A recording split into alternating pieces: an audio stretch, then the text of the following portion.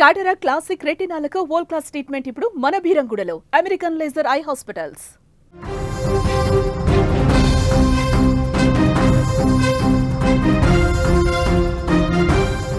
Asia cup trophy వివాదం ఇప్పట్లో ముగిసేలా లేదు. ఆసియా కప్ ముగిసి దాదాపు 3 రోజులు కావస్తున్నా రెండు దేశాల మధ్య మాటల యుద్ధం ఆగటం లేదు. తాజాగా ఆసియా కప్ ట్రోఫీపై కొత్త వివాదం తెరపైకొచ్చింది. భారత జట్టుకు ట్రోఫీని ఇవ్వడానికి నిరాకరించిన నఖ్వీ ట్రోఫీ కావాలంటే ఒక కండిషన్ పెట్టినట్లు ఇప్పుడు వార్తలు వినిపిస్తున్నాయి. ట్రోఫీ కావాలంటే టీమిండియా కెప్టెన్ సూర్యకుమార్ యాదవ్ స్వయంగా ఏసీసీ కార్యాలయానికి వచ్చి తీసుకోవాలంటూ పాకిస్తాన్ మీడియా సంస్థ వార్తలు రాస్తున్నాయి. దీంతో నఖ్వీ వ్యాఖ్యలపై బీసీసీఐ తీవ్ర ఆగ్రహం వ్యక్తం చేస్తోంది. మొత్తానికి నఖ్వీ ఏసీసీ వివాదం తర్వాత పాకిస్తాన్ ఇండియా మధ్య ఫైనల్ మ్యాచ్ ముగిసిన తర్వాత నఖ్వీ దుబాయ్లోని ఏసీసీ కార్యాలయంలో ఒక సమావేశాన్ని ఏర్పాటు చేశారు. ఈ సమావేశంలో నఖ్వీ భారతదేశాన్ని, భారత క్రికెట్ టీంని ఏమాత్రం అభినందించకుండా ఏసీసీ ట్రోఫీని గెలుచుకున్న భారత క్రికెట్ టీంని సమావేశంలో ఏమాత్రం అభినందించకుండా మొదట సమావేశాన్ని నేపాల్ టీంని, ఏసీసీలో ఇంకా సభ్యత్వం లేదు, త్వరలో ఏసీసీలోకి రాబోతున్న నేపాల్ టీంకు శుభాకాంక్షలు తెలిపి ఆ తర్వాత అక్కడున్న మిగతా సభ్యులు ఇండియా టీంకి ఎందుకు మీరు శుభాకాంక్షలు తెలపరు అంటూ నిలదీయడంతో ఏసీసీ సభ్యులు ప్రశ్నించిన తరువాత నఖ్వీ వ్యాఖ్యలు చేశారు. నఖ్వీ ప్రస్తుతానికి ఏదైతే ట్రోఫీ ఉందో ఏషియా క్రికెట్ కౌన్సిల్లో విజేతగా నిలిచిన భారత జట్టు ఏదైతే ట్రోఫీ తీసుకోకుండానే ఇండియాకి తిరిగి వచ్చిందో ఆ రోజు చాలా స్పష్టంగా భారత క్రికెట్ సూర్యకుమార్ యాదవ్, కెప్టెన్ సూర్యకుమార్ యాదవ్ చాలా స్పష్టంగా చెప్పారు, రక్తం అంటిన చేతులతో మేము ట్రోఫీని తీసుకోబోము అంటూ అక్కడ ట్రోఫీని రిజెక్ట్ చేశారు నఖ్వీ చేతుల మీదుగా. నిజానికి పీసీబీ అధ్యక్షుడిగా ఉన్నాడు నఖ్వీ, అట్లాగే ఏసీసీ అధ్యక్షుడిగా కూడా ఆయనే ఉన్నాడు. అంతేకాదు ఆయన పాకిస్తాన్ హోంశాఖ మంత్రి కూడా. భారత్పై జరిగిన దాడుల వెనుక నఖ్వీ కుట్రబుద్ధి, కుటిల బుద్ధి కూడా ఉంటుంది, నఖ్వీ కుటిల ఆలోచనలు కూడా ఉన్నాయి. ఈ నేపథ్యంలోనే ఆపరేషన్ సింధూర్ కావచ్చు, ఆ తర్వాత అంతకుముందు పహల్గామ్ అటాక్ కావచ్చు, ఈ పరిణామాలన్నింటి మధ్య ఇండియా పాకిస్తాన్ మధ్య తీవ్రమైన వివాదాలు తలెత్తాయి. ముఖ్యంగా క్రికెట్ విషయంలో భారత టీం చాలా కఠినంగా వ్యవహరించింది. పాకిస్తాన్ టీంకి షేక్ హ్యాండ్ ఇవ్వలేదు, పాకిస్తాన్ టీంను పట్టించుకోలేదు. ఈ నేపథ్యంలోనే విజేతగా ఫైనల్ మ్యాచ్లో విజేతగా నిలిచినప్పటికీ కూడా ఏసీసీ అధ్యక్షుడిగా ఉన్న నఖ్వీ చేతుల మీదుగా ట్రోఫీని అందుకోబోమని చాలా సింపుల్గా ట్రోఫీని వదిలేసి వచ్చింది. నఖ్వీ భారత టీంకి ట్రోఫీని అందించడానికి చాలాసేపు అక్కడే నిల్చొని ఉన్నాడు, నఖ్వీకి ఎదురు చూస్తున్నాడు. కానీ భారత టీం చాలా స్పష్టంగా తమ అభిప్రాయాన్ని వ్యక్తం చేసింది. నఖ్వీ చేతుల మీదుగా మేము ట్రోఫీ అందుకోలేము, అవి రక్తమంటిన చేతులు, మా భారతీయుల రక్తాన్ని కళ్ళ చూసిన చేతులవి, ఆ చేతుల మీదుగా మేము ట్రోఫీని అందుకోమని చాలా స్పష్టంగా ఇండియన్ క్రికెట్ టీం అక్కడే తమ అభిప్రాయాన్ని వ్యక్తం చేసింది. దీంతో దాదాపు 2 గంటల పాటు గ్రౌండ్లోనే ఏదైతే మ్యాచ్ జరిగిందో దుబాయ్ ఇంటర్నేషనల్ క్రికెట్ స్టేడియంలో దాదాపు 2 గంటల పాటు వెయిట్ చేశారు అందరూ. చివరికి ట్రోఫీ అందుకోకుండానే భారత టీం అక్కడే సెలబ్రేషన్ చేసుకుంది. ట్రోఫీ అందుకోకుండానే భారత టీం ఇండియాకి తిరిగి వచ్చింది. నిజానికి ఆ ట్రోఫీని ఏసీసీ అధికారికంగా ఏషియన్ క్రికెట్ కౌన్సిల్ ఖచ్చితంగా ఆ ట్రోఫీని భారత్కి, బీసీసీఐకి అందించాల్సిన బాధ్యత ఉంది.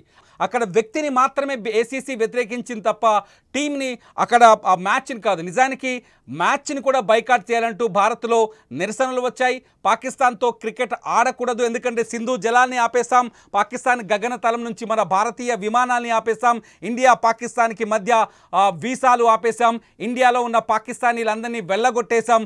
అటువంటి పరిస్థితుల్లో మనం పాకిస్తాన్తో క్రికెట్ ఆడాల్సిన అవసరం లేదని కూడా ఇండియన్స్ అంతా ముక్త కంఠంతో నినదించారు. అయినప్పటికీ కూడా స్పోర్ట్స్ స్పిరిట్ని పాడు చేయకుండా భారత్ పాకిస్తాన్తో 3 మ్యాచ్లు ఆడింది ఏసీసీ ట్రోఫీలో.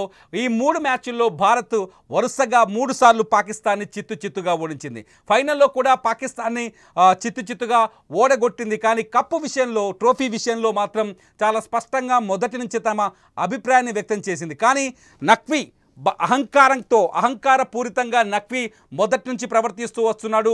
నఖ్వీ చాలా స్పష్టంగా చెప్పాడు, ట్రోఫీ నేనే ఇస్తాను, నేను ఇవ్వకపోతే ఎవరు ఇవ్వకూడదు. నిజానికి ఏదైతే ఎమిరేట్స్ క్రికెట్ బోర్డు ఉంది, ఎమిరేట్స్ క్రికెట్ బోర్డు ఉపాధ్యక్షుడు అక్కడే ఉన్నారు, ఆయన చేతుల మీదుగా అవార్డు ఇవ్వాలని కొన్ని సూచనలు అందినప్పటికీ కూడా నఖ్వీ నేను తప్ప ఈ ట్రోఫీ ఎవరు ఇవ్వడానికి లేదంటూ తన వ్యక్తిగత అజెండాను ఏసీసీలో రుద్దేశాడు. ఏసీసీ రూల్స్లో తన వ్యక్తిగత అజెండాను రుద్ది నేనే ఇస్తానని ఆ రోజు వ్యాఖ్యానించాడు. ఇవ్వకుండానే, ఎవరి చేత ఇప్పించకుండానే ట్రోఫీని తీసుకొని వెనక్కి వెళ్ళిపోయాడు. చాలామంది ప్రపంచ వేదికపైన, క్రికెట్ వేదికపైన అందరూ చెప్పారు నఖ్వీ ఒక దొంగ, భారతదేశానికి సంబంధించిన ట్రోఫీని ఎత్తుకెళ్లాడని. నఖ్వీ ఇప్పుడు ప్రస్తుతానికి ఆ ట్రోఫీ ఏసీసీ ఆఫీసులోనే ఉన్నట్టుగా తెలుస్తోంది. అయితే ఆ ట్రోఫీని అందుకోవాలి అంటే మన సూర్యకుమార్ యాదవ్ అక్కడికి వెళ్ళి నఖ్వీ చేతుల మీదుగానే అందుకోవాలట. నిన్న ఏసీసీ మీటింగ్లో నఖ్వీ వ్యాఖ్యలు చేస్తాడు. సూర్యకుమార్ యాదవ్ వచ్చి ట్రోఫీని నా చేతుల మీదుగానే అందుకోవాలి అని మాట్లాడిన సందర్భం మనకు చాలా స్పష్టంగా కనిపిస్తుంది. చాలా స్పష్టంగా సూర్యకుమార్ యాదవ్ నఖ్వీని వ్యతిరేకిస్తూ వస్తున్నాడు.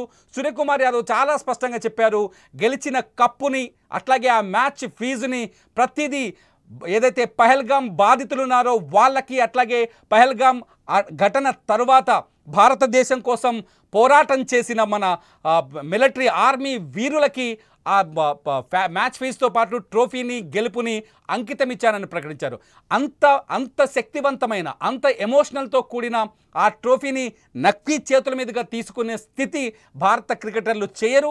సూర్యకుమార్ యాదవ్ చేయడని తెలిసే, అంటే ఇండియాకి ట్రోఫీ అప్పగించే ఉద్దేశం లేని మొహసిన్ నఖ్వీ నక్క మాటలన్నీ మాట్లాడుతున్నాడు.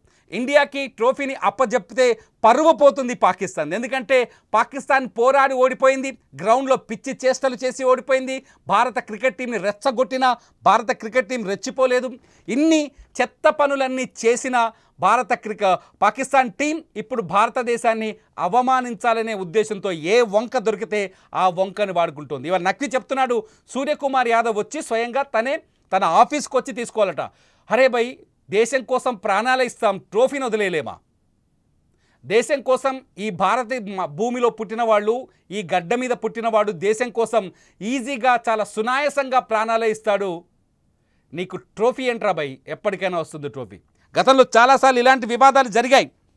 2002లో జరిగింది, 2018లో జరిగింది, ఇప్పుడు 2025లో.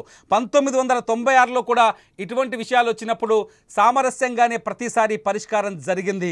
ఇటువంటి వివాదాలు జరిగినప్పుడు సామరస్యంగానే చర్చలు జరిపిన తర్వాత గెలిచిన దేశానికి గౌరవంగా ట్రోఫీని పంపించిన సందర్భాలు ఉన్నాయి. కానీ నఖ్వీ అటువంటి చర్యలు, అటువంటి ఆలోచనతోనే లేదు.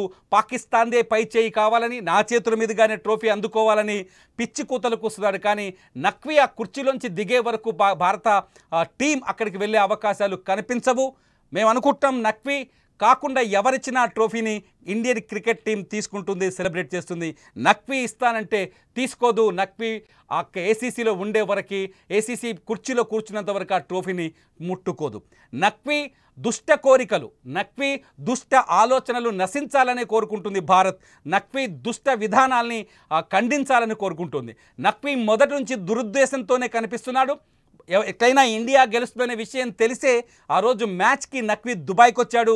ఇండియా గెలుస్తుందని తెలిసే ఇటువంటి పిచ్చి వ్యాఖ్యలు, రెచ్చగొట్టే వ్యాఖ్యలు చేస్తున్నాడు. నిజానికి నఖ్వీకి ఒక క్రికెట్ కౌన్సిల్కి అధ్యక్షుడిగా ఉన్న, ఒక ఖండానికి సంబంధించిన క్రికెట్ కౌన్సిల్కి అధ్యక్షుడిగా ఉన్న నఖ్వీ ఇలాంటి చర్యలు చేయడం నిజంగా క్రికెట్ అభిమానులని బాధించడమే.